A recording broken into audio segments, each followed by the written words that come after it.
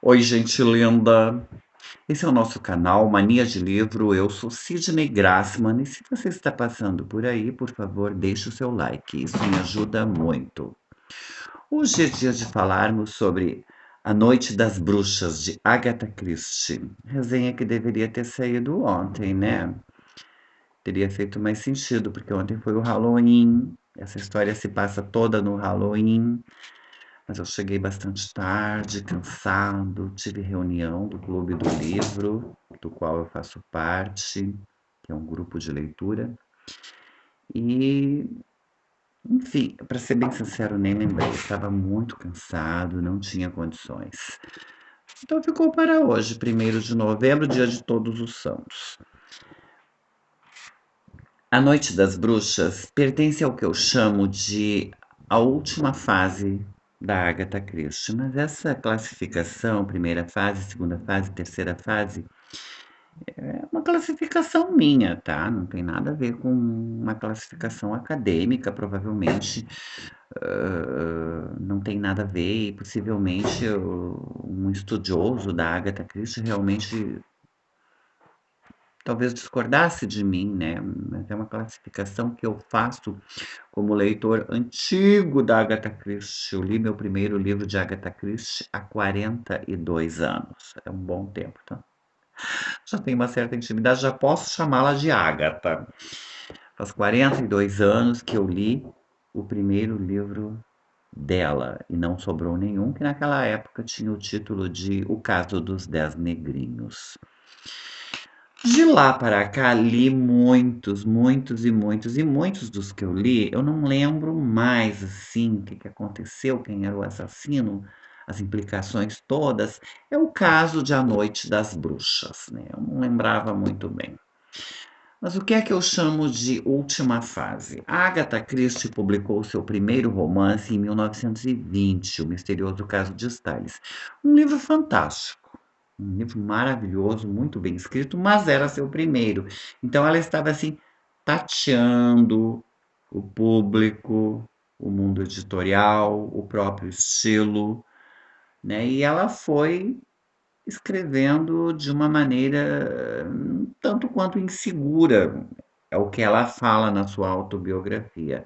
Até que chega em 1926 e ela lança um livro que pode ser chamado de um divisor de águas, que é O Assassinato de Roger Ackroyd, um livro fantástico, um livro muito bem elaborado, muito bem escrito, mas que não agradou a todos, porque alguns leitores, inclusive, acham que ela não foi totalmente honesta nesse livro, né? Eu não posso dizer o porquê, porque aí eu teria que revelar o assassino, ficaria sem graça. Mas assim, na minha concepção, é um livro muito bem escrito e não houve desonestidade nenhuma. Eu li Roger Ackroyd com as minhas duas sobrinhas, e elas se sentiram meio ludibriadas pela Agatha Christie, mas lendo e relendo esse livro, que eu ainda pretendo reler mais uma vez, eu diria que é um livro muito bem explicado, sem nenhuma desonestidade, como as pessoas dizem, né? Essa segunda fase da Agatha Christie é a sua fase de maior produção, que pega ali as décadas de 1930, 1940, um pouco antes e um pouco depois da Segunda Guerra Mundial, quando ela lançou assim grandes obras, né? E não sobrou nenhum, A Mansão Hollow, O Mistério do Trem Azul, N livros, né? A Morte sobre o Nilo, enfim, muitas grandes obras, o assassinato do caso do Oriente, Expresso do Oriente, isso mesmo, assassinato no Expresso do Oriente. Surgiram muitos e muitos livros considerados assim fantásticos. Mas a partir do final da década de 1950 até 1970, por aí, quando ela escreve seus últimos livros, ela já está então bastante idosa, com a saúde debilitada e o intelecto já não está mais ajudando tanto, porque aconteceu com a Agatha Christie aquilo que ela sempre pedia que não acontecesse, ela foi ficando caquética. Isso está na sua autobiografia. Suas duas avós ficaram caquéticas e aconteceu o mesmo com Agatha Christie. Em 1976 ela faleceu. Acredita-se que tenha sido Alzheimer, né? Mas que na época não se usava essa palavra. A própria Agatha Christie não fala essa palavra porque não, provavelmente não existia, mas é possível que tenha sido Alzheimer. E nessa última fase, em que ela já está bastante idosa, ali entre os anos 1960 até o seu último livro, não é que os livros sejam ruins, mas eles já não são tão inspiradores, né? Já são livros mais assim que você pensa, ai, Agatha, você deu uma viajada. Não é bem isso, mas é quase isso, tá, gente? A Noite das Bruxas pertence a essa fase. É um livro de 1969, né? A década de 1970 já estava assim começando a ser percebida, né? Já estávamos no auge da modernidade, por assim dizer. E essa encadernação aqui, esse meu exemplar é lindíssimo, da HarperCollins. A HarperCollins, assim, produz livros lindíssimos da Agatha Christie, capa dura, que é uma coisa que eu prezo muito. Olha a capa, gente, que tudo. A escolha de cores, tudo, tudo. O design, assim, maravilhoso. A fonte, confortabilíssima. Páginas amarelas, coisa que eu também prezo muito. Uma tradução muito boa da Bruna Beber, não a conheço, mas a tradução está muito boa. A revisão meio que deixou a desejar, encontrei algumas gordurinhas, mas tudo bem. E assim, um livro gostoso, um livro fácil de ler, um livro que explica tudo direitinho, mas eu não sei bem o porquê, mas eu não fiquei 100% feliz com A Noite das Bruxas. Eu achei assim que ficou meio sem graça no final. Mas é um livro bom, sim, ele é um livro razoável. Quem gosta de Agatha Christie deve ler, precisa ler. Precisa ler. Porque é mais um livro da brilhante Agatha Christie. Não é o seu melhor, mas é um livro bom, sim. Ele tem uma proposta muito boa.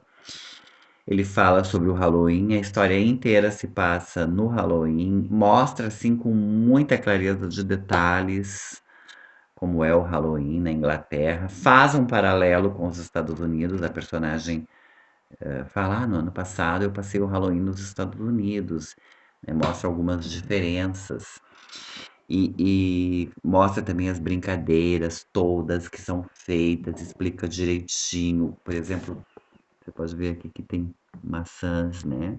Porque elas são importantes nessa história. E também porque é uma das brincadeiras, tirar a maçã com a boca de um balde repleto de água. Bom, nós temos aqui a senhora Oliver, a senhora Ariadne Oliver, que é uma personagem que de quando em quando aparece nos livros da Agatha Christie, principalmente os livros dessa fase, Os Elefantes Não Esquecem, e tantos outros. É uma personagem pela qual eu não morro muito de amores. Eu já tenho um pouco de implicância com a mulher, porque eu acho ela meio chata. Mas alguns dizem que ela é o alter ego da própria Agatha. Porque há paralelos entre as duas. A senhora Oliver, ela ganha vida escrevendo romances policiais. E ela tem um, eu anotei aqui, ela tem um detetive finlandês. Tipo, imitando a Agatha Christie, que tem um detetive belga, né? E ela ama maçãs, mas depois desse livro ela disse que já não ama tanto. Já vou explicar por quê. E a Agatha Christie fala na sua autobiografia que ela ama maçã, amava maçãs. E ela está, a senhora, eu insisto em chamar a mulher de senhorita, a senhora Oliver, a senhora Ariadne Oliver, ela está em uma cidadezinha inglesa chamada Woodleigh Common. cidadezinha fictícia criada pela Agatha Christie. Ela está lá, e onde ela está acontece um crime, lógico, né? Onde ela está acontece um crime. Ela foi convidada a passar o Halloween lá, hospedada na casa de uma amiga sua. E ela está lá, feliz da vida, descrevendo o Halloween, aquela coisa toda, e as pessoas dizem que ela, por ser uma escritora de romances policiais, portanto ela lida com crime, assassinato, sangue, violência, ela é o ideal para se ter numa festa de Halloween, aquela coisa toda. E ali temos também uma adolescente chamada Joyce, Joyce Reynolds. E a Joyce, ela tem 13 aninhos, ela é bem jovem, e ela faz uma observação. Ela diz que ela, talvez porque ela estivesse com um pouquinho de inveja da senhora Oliver, ela diz que ela também já presenciou um assassinato, que ela já presenciou um assassinato, mas um assassinato de verdade. Só que todos na cidadezinha sabem que Joyce é mentirosa, ela tem uma fama de ser muito mentirosa. Então ninguém acredita nela, né? A senhora Oliver fica meio sem saber o que pensar, porque ela não conhece, ela é uma hóspede ali, ela não é nativa daquela região. Mas algo acontece. Poucas horas depois, Joyce é encontrada morta. E ela morreu afogada num balde de maçãs. Ai, desculpa, gente, mas foi engraçado. Né, o assassino pegou a pobre infeliz Joyce pela nuca e mergulhou a menina no balde de água. Não tem como ser acidente um troço desses, muito menos suicídio. Ninguém se mata assim, né? Me poupe. Fica na cara que é assassinato. A senhora Oliver fica traumatizadíssima. Então, o que é que ela faz? Chama o seu grande amigo Hercule Poirot. A senhora Oliver é muito amiga de Poirot. Inclusive, uma das características dela é que ela atrapalha imensamente as investigações de Poirot, né? Ela troca tudo, troca os pés pelas mãos, ela vai atrás de pistas falsas, o que ela acredita não tem nada a ver com a realidade. Enfim, ela é uma péssima investigadora, mas através das deduções péssimas que ela faz, ela consegue, acaba conseguindo colocar o Hercule Poirot no caminho certo e ele descobre quem é o assassino. Essa é uma história, assim, com muitas camadas, tá? Nós temos diversos personagens, tem até a bruxa local que aparece, que eu achei uma maravilha. Tem a professora, tem a irmã do pastor, tem os pais da Joyce, né? E são muitos personagens que vão sendo apresentados, todos eles suspeitos, todos eles, de uma forma ou de outra, acabam tendo algum motivo. Joyce não era uma pessoa muito amada, né? E Hercule Poirot vai ligando os fios para chegar no assassino. Acaba que é eu estou falando agora e até me deu vontade de ler de novo. Acaba que é um livro bem interessante, viu, gente? Eu é que ando muito rabugento com as leituras e achando tudo ruim. Mas acaba que. E realmente eu não achei ruim, só que eu já li livros melhores da Agatha Christie, né? Foi isso que me frustrou um pouquinho. Mas o livro não é ruim mesmo. Acho que eu fui até um pouco injusto. E aí, a primeira coisa que Poirot vai descobrindo é que existem muitas outras mortes além da de Joyce, né? E ele vai ligando uma com a outra, inclusive o desaparecimento de uma governanta. As coisas vão começando a fazer sentido. Tem alguma coisa a ver também com uma herança, tem alguma coisa a ver com um testamento e com um falso testamento. E ele vai juntando as peças de um jeito maravilhoso. E aqui e ali a gente percebe que a Agatha Christie, às vezes, meio que se perde. Em um certo momento ela dá uma informação e eu fiquei esperando que essa informação fizesse sentido e ela não fez. Até agora eu estou com cara de paisagem, tentando entender. Mas tirando essas gordurinhas, eu diria que é um bom livro. E aqui e ali a gente também percebe assim que existe a possibilidade de que um outro assassinato aconteça, porque tem alguém que sabe quem matou Joyce. e esse alguém se dá mal. E, de fato, um outro assassinato acontece, tornando a história um pouco mais interessante. E estou pensando em ler esse livro em inglês, tá? Isso aqui é a tradução de Halloween Party. Estou pensando em ler isso aqui em inglês, mas daí eu vou me desafiar bastante, porque a minha leitura em inglês é bastante silábica. Leitura quase que de uma criança de primeiro ano, assim, que está aprendendo a ler. Mas é isso, gente linda. Nós, então, ficamos por aqui. A partir de novembro, de agora, as resenhas voltam a ser no domingo, então nós nos encontraremos novamente domingo agora, dia 5, para falarmos sobre Orgulho e Preconceito, de Jane Austen. O livro do mês de novembro, cuja resenha eu pretendo que saia dia 26 de novembro, é Uma Árvore Cresce no Brooklyn, de Bette Smith, já estou lendo.